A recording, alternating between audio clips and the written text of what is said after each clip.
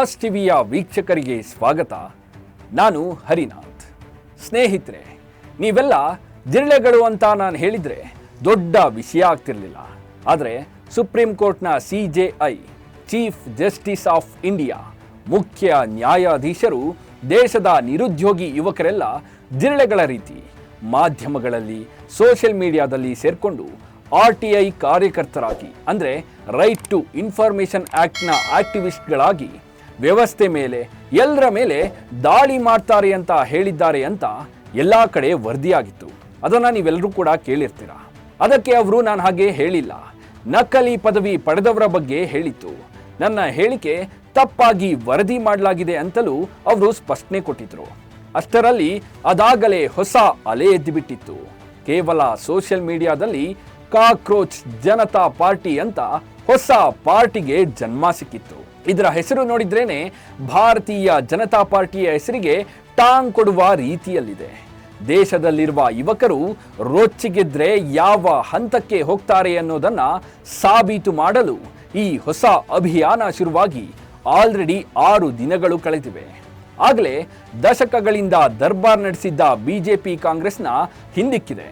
ಇನ್ಸ್ಟಾಗ್ರಾಮ್ನಲ್ಲಿ ಈ ಜಿರಳೆ ಪಾರ್ಟಿಗೆ ಸದ್ಯಕ್ಕೆ 15 ಮಿಲಿಯನ್ ಫಾಲೋವರ್ಸ್ ಇದ್ದಾರೆ. ಮೋಸ್ಟ್ಲಿ ನೀವು ಈ ವಿಡಿಯೋ ನೋಡೋ ಹೊತ್ತಿಗೆ ಇನ್ನಷ್ಟು ಜಾಸ್ತಿ ಆಗಿರುತ್ತೆ. ಬಿಜೆಪಿಗೆ ಇನ್ಸ್ಟಾಗ್ರಾಮ್ನಲ್ಲಿ 8.8 ಮಿಲಿಯನ್ ಫಾಲೋವರ್ಸ್ ಇದ್ರೆ ಕಾಂಗ್ರೆಸ್ಗೆ 13.3 ಮಿಲಿಯನ್ ಫಾಲೋವರ್ಸ್ ಇದ್ದಾರೆ. ಆದರೆ ಈ ಜಿರಳೆ ಪಾರ್ಟಿ ರಾತ್ರೋರಾತ್ರಿ ಎಲ್ಲ ರೆಕಾರ್ಡ್ಗಳನ್ನು ಒಡಿಸ್ ಮಾಡಿದೆ. ಇನ್ನು ಸೋಷಿಯಲ್ ಮೀಡಿಯಾದಲ್ಲಿರೋ ಲೇಜಿ ಪೀಪಲ್, ನಿರುದ್ಯೋಗಿಗಳೆಲ್ಲ ತುಂಬಾ ಮನಸ್ಸಿಗೆ ತಗೊಂಡು ಫಾಲೋ ಮಾಡ್ತಿದ್ದಾರೆ ಅಂತ ಅನ್ನೋ ಅಭಿಪ್ರಾಯಗಳು ಒಂದ್ ಕಡೆ ಆದ್ರೆ, Bangladesh, Pakistan, anti India motive ಇಟ್ಕೊಂಡಿರೋರೆಲ್ಲ ಫಾಲೋ ಮಾಡ್ತಿದ್ದಾರೆ, ಅದಕ್ಕೆ ಇಷ್ಟು ಜಾಸ್ತಿ ಆಗಿರೋದು ಅನ್ನೋ ನರೇಟಿವ್ಸ್ಗಳು ಮತ್ತೊಂದ್ ಕಡೆ. ಅದೆಲ್ಲ ಬಿಡಿ, ಇಷ್ಟು ದೊಡ್ಡ ಮಟ್ಟದಲ್ಲಿ ಸೌಂಡ್ ಮಾಡ್ತಿರೋ ಸೂತ್ರಧಾರಿ ಬಗ್ಗೆ ತಿಳ್ಕೊಳ್ಳೋಣ ಅಂತ ಹೋದ್ರೆ ಅವರು ಅಭಿಜಿತ್ ದೀಪ್ಕೆ. ಮೇ 15 CJI ಅವರು ಜಿರಳೆ ಹೇಳಿಕೆ ಕೊಟ್ಟಿದ್ದಾರೆ ಅಂತ ವರದಿ ಆಗ್ತಿದ್ದಂಗೆ ಇವರು ತಮ್ಮ ಪಾರ್ಟಿಯನ್ನ ಘೋಷಿಸಿದ್ದಾರೆ. 30 ವರ್ಷದ ಈ ಅಭಿಜಿತ್ ಅಮೆರಿಕಾದಲ್ಲೇ ಇದ್ಕೊಂಡು ಇಂಡಿಯಾದಲ್ಲಿರೋ ತಮ್ಮ ಯುವಕರನ್ನ ರೊಚ್ಚಿಗೆಬ್ಬಿಸ್ತಾರೆ ಅಂದ್ರೆ ಅವರ ಪವರ್ ಎಷ್ಟಿರಬೇಡ. ಇವರು ಅಮೆರಿಕಾದ ಬೋಸ್ಟನ್ ಯೂನಿವರ್ಸಿಟಿಯಲ್ಲಿ PR ವಿಷಯದಲ್ಲಿ ಮಾಸ್ಟರ್ ಮುಗಿಸಿದ್ದಾರೆ. ಅಲ್ಲಿಂದಲೇ ಇಂಟರ್ನೆಟ್ ಅನ್ನ ರೂಲ್ ಮಾಡ್ತಿದ್ದಾರೆ. ಇವರು 2020ರಿಂದ 2022ರವರೆಗೆ ಆಮ್ ಆದ್ಮಿ ಪಾರ್ಟಿಯ ಸೋಷಿಯಲ್ ಮೀಡಿಯಾ ವರ್ಕರ್ ಕೂಡ ಹೌದು. ಇದೇ ಕಾರಣಕ್ಕೆ ಇವರ ಜಿರಳೆ ಪಕ್ಷದ ಅಜೆಂಡಾಗಳು ಎಲ್ಲವೂ ಆಮ್ ಆದ್ಮಿ ಪಕ್ಷದ್ದೇ ಅಂತ ಒಪಿನಿಯನ್ಗಳು ಕೇಳಿ ಬರ್ತಿವೆ.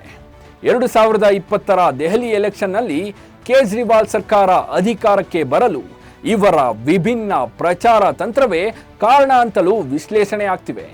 ಅಷ್ಟರ ಮಟ್ಟಿಗೆ ಇವರಿಗೆ ಸೋಷಿಯಲ್ ಮೀಡಿಯಾ ಮೇಲೆ ಕಂಟ್ರೋಲ್ ಇದೆಯಂತೆ.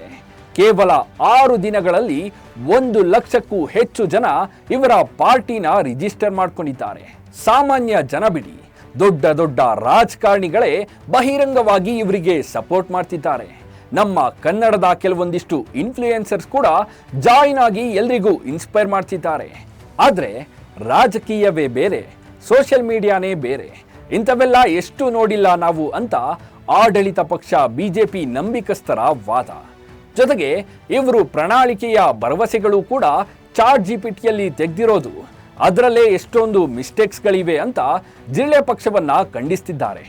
ಒಂದು ಸಣ್ಣ ಜಿರಳೆ ಪಕ್ಷ ದೇಶದಲ್ಲಿ ಇಷ್ಟೊಂದು ಸುದ್ದಿ ಆಗ್ತಿದೆ ಅಂದರೆ ವಾಸ್ತವವನ್ನ ಕೂಡ ನಾವು ಯೋಚನೆ ಮಾಡಬೇಕು. ಸೋಷಿಯಲ್ ಮೀಡಿಯಾದ ಫ್ರಸ್ಟ್ರೇಷನ್ ರಾಜಕೀಯದಲ್ಲಿ ವರ್ಕ್ ಆಗುತ್ತಾ? ಬೇರೆ ಪಕ್ಷಗಳಂತೆ ಚುನಾವಣೆಯಲ್ಲಿ ಸ್ಪರ್ಧಿಸಿದ್ರೆ ಜನಗಳು ಇವರನ್ನ ನಂಬಿ ವೋಟ್ ಹಾಕ್ತಾರಾ, ಅಥವಾ ಸೋಷಿಯಲ್ ಮೀಡಿಯಾಗೆ ಮಾತ್ರ ಸೀಮಿತವಾಗುತ್ತಾ? ಕೆಲವೊಂದಿಷ್ಟು ವರದಿಗಳ ಪ್ರಕಾರ ಈ ಪಾರ್ಟಿಗೆ ಇಂಟರ್ನ್ಯಾಷನಲ್ ಫಂಡಿಂಗ್ ಇದೆ. ಇದರ ಫೌಂಡರ್ ಅಭಿಜಿತ್ ಇನ್ನೊಂದು ಪಾರ್ಟಿಯ ಪ್ರೊಪಗೆಂಡಾ ಇಟ್ಕೊಂಡಿದ್ದಾರೆ. ಬೇರೆ ಬೇರೆ ಪಾರ್ಟಿಯವರೆಲ್ಲ ಇದಕ್ಕೆ ಸಪೋರ್ಟ್ ಮಾಡ್ತಿದ್ದಾರೆ. ಹೀಗೆಲ್ಲ ಇರುವಾಗ ಇದು ಕೇವಲ ಯುವಕರನ್ನ ಮಾತ್ರ ಕೇಂದ್ರೀಕರಿಸುತ್ತೆ ಅಂತ ಹೇಗೆ ನಂಬೋದು ಅಂತ ಇದೇ ಸೋಷಿಯಲ್ ಮೀಡಿಯಾದಲ್ಲಿ ಜಿರಳೆ ವಿರುದ್ಧ ಕೆಲವೊಂದಿಷ್ಟು ಜನ ಆಕ್ರೋಶ ಹೊರಹಾಕ್ತಿದ್ದಾರೆ. ನೇಪಾಳ, ಬಾಂಗ್ಲಾದೇಶದಲ್ಲಿ ಆದರೆ ಕೇವಲ ಯುವಕರು ಮಾತ್ರ ದಂಗೆ ಎದ್ದು ಆಡಳಿತ ಪಕ್ಷವನ್ನ ಶೇಕ್ ಮಾಡಿದ್ರು. ಆದರೆ ಈ ಜಿರಳೆ ಪಾರ್ಟಿ ಜೊತೆಗೆ ರಾಜಕೀಯ ಪಕ್ಷಗಳು ಮಿಕ್ಸ್ ಆಗಿವೆ. ಸೊ ಇದು ಸಕ್ಸಸ್ ಆಗಲ್ಲ ಅಂತ ಒಂದಿಷ್ಟು ವರ್ಗಗಳು ಹೇಳ್ತಿವೆ.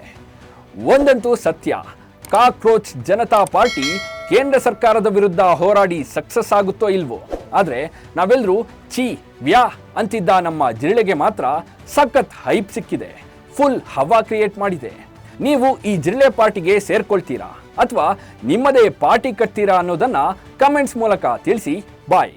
ಲೇಟೆಸ್ಟ್ ಹಾಗೂ ಇಂಟ್ರೆಸ್ಟಿಂಗ್ ಸುದ್ದಿಗಳಿಗಾಗಿ ಬಾಸ್ ಟಿವಿ ಕನ್ನಡ ಚಾನೆಲ್ನ ಸಬ್ಸ್ಕ್ರೈಬ್ ಮಾಡಿ, ಹಾಗೆಯೇ ಬೆಲ್ ಐಕಾನ್ ಪ್ರೆಸ್ ಮಾಡಿ. ಇದರ ಜೊತೆಗೆ ಫೇಸ್ಬುಕ್, ಇನ್ಸ್ಟಾಗ್ರಾಮ್, ಎಕ್ಸ್ನಲ್ಲೂ ಮಿಸ್ ಮಾಡದೆ ಫಾಲೋ ಮಾಡಿ.